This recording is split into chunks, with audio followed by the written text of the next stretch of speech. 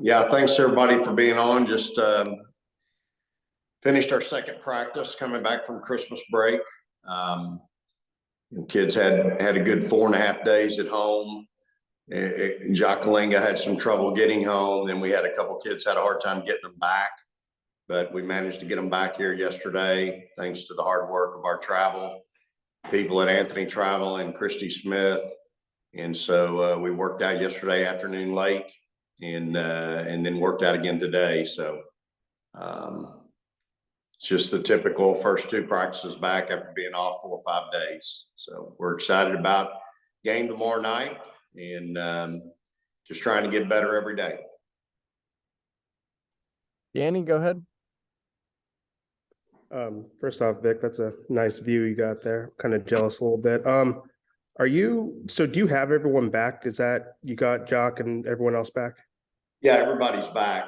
Yeah, everybody got back. Jock had a hard time getting home. She got stranded the night of the 21st and didn't get home the 22nd, flew into Omaha. Mom had to come pick her up in Omaha, which is about a 2-hour drive. And then on their drive home, the weather was so bad they had to pull over and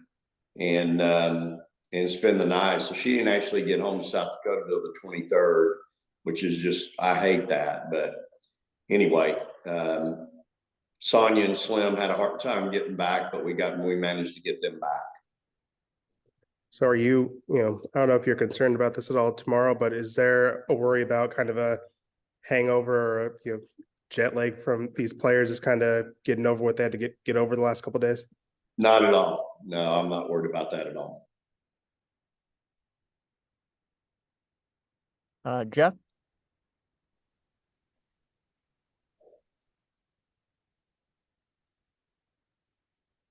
I don't think we can hear you. Can you guys hear?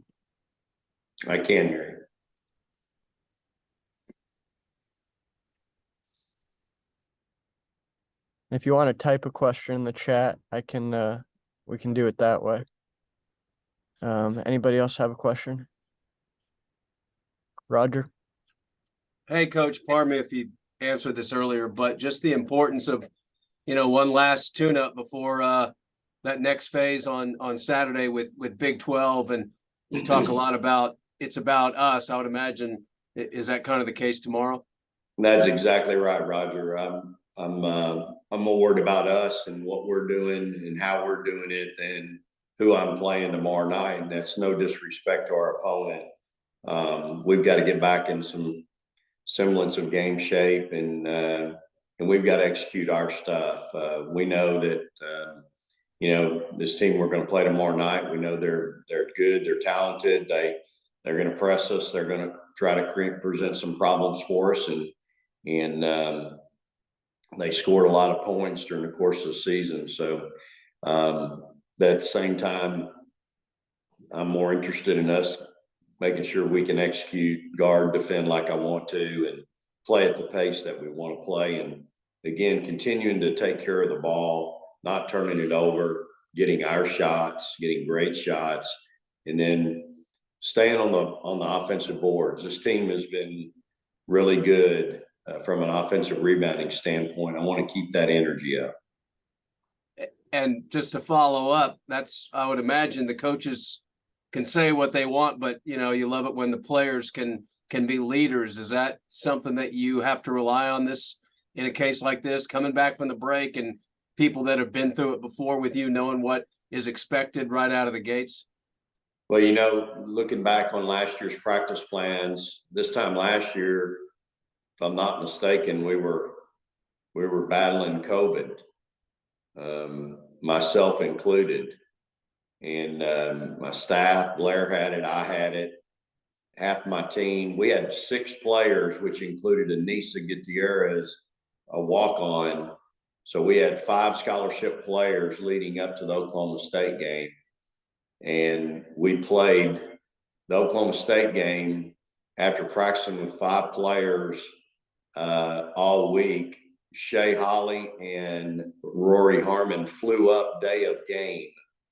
Our administration was kind enough to fly them up day of game, and they played in the ball game. So we had 7 players for the game. So practice is a little distorted when I look back at last year's practices versus this year's. But, you know, this is just the time of the year where, you know, you go home, you get a little rest in R&R, now it's time to get back. And, you know, this is championship season right now. This is why we do what we do. And the next 18 after tomorrow night are all going to be monsters. So we've got to get ready.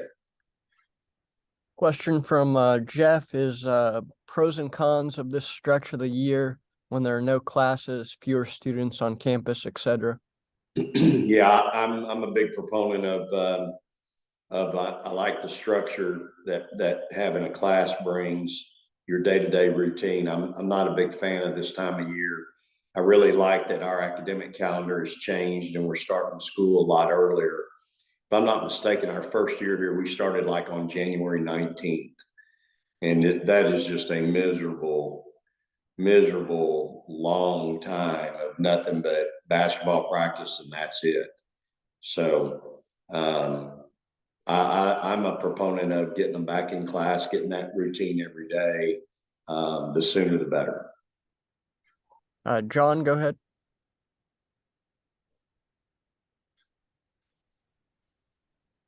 Can you hear me? I don't want to have the problem Jeff had. I hear you. Okay, Coach, you talked about the things you worry about from your team. What have you been pleased with over the past few games that you've seen from your team?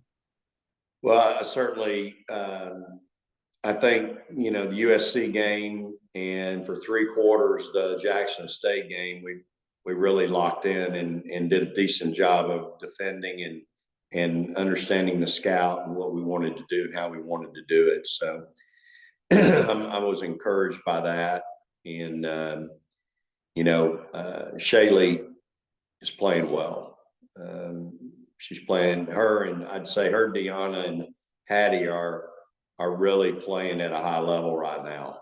And again, I think Shaylee's playing well because she doesn't have all the weight on her shoulders of not only trying to run my team, but also understand a new system and how we want to do it, guard somebody's best player and all that. I think there's just a little bit been taken off her plate, and it's just really allowing her to play at a real comfortable level. But, you know, those kids are all playing at a real high level. Getting Rory back obviously helps us a bunch. And so, you know, so I really like, you know, I like that. And you know, we've been taking a few more charges here lately, if you want to know something specific, which we weren't doing earlier in the year. So I think our help side defense has gotten a little better. The problem is now you start playing in our league, everybody can shoot it. So you start rotating and helping off, and next thing you know, you got kick out threes, and you're going to lose the horse game in this league. So we've got to be better guarding the ball. And I guess one more for me, with the consistency, you talked about the USC game. I know you want to see those 3 quarters all the time, and that's probably not going to happen. But did you expect more consistency from your team at this point, or is it because of the injuries and everything? Yeah, you know, I think a lot of our consistency issues are, you know, we didn't have Rory the first 5 games. Then when we got her back, she still had some rust to kick off. And then the new players, and then the new players that aren't playing, you know, the injuries that we've had. I just think all that piles in and contributes to a real lack of consistency, familiarity with each other, and chemistry issues. But I hope, John, that I get it. I wouldn't say that we're not, you know, probably not going to get it. I think we're going to get it. I just think it takes time. This is not an individual sport. It's not individual positions playing one-on-one. These are players having to learn to mesh together and play together, and on offense and on defense. And so I think that's where we're at right now. We're just still trying to learn each other. Today was practice number 54. Danny, do you have another one?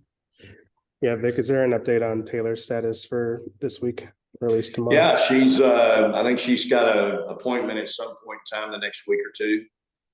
Said she's feeling good. And, so we're going to try to get her in and let's see, you know, where she's at. But, she was doing stuff off the court today, which is certainly encouraging. And, so, yeah, hopefully we'll get a good report with her. And then I kind of know the answer to this, but since you guys are thin at some spots, do you ever tell your players to, you know, cool it a little bit on taking those charges, or not be as aggressive on defense because you don't want to have an injury or anything like that? I don't think you can tell kids not to play hard, Danny. I don't think you can play the game worried about something that might happen. So no, that's not a conversation that we ever have.